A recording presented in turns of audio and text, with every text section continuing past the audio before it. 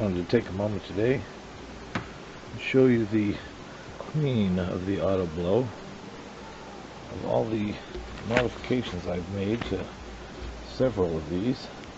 This one is perfected. It never gets caught up or drags. It has an amazing ability just by turning it while using it, of course. Totally changes the feel.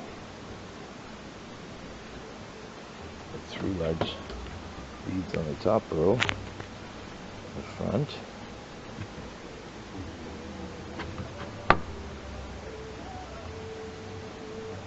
3 large beads on the top row. We've got 5 on one and 4 on the other of the original blue ones. Second row, and the yellow one near the back each side. You see the size difference. We've got, let's see, 7 in the front and 2 behind them on each side.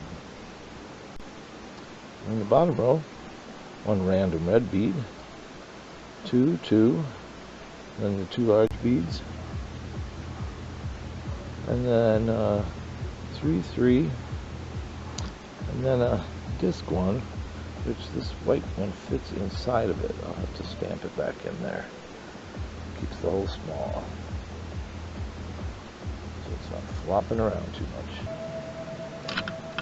If that's your size, then see, you've even just a little bit of room, and that'll be for the sleeve.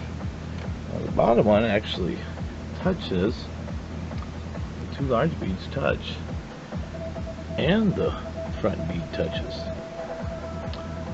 which is probably why it's so amazing. But you don't have that many beads touching, so there's not any increase in the drag.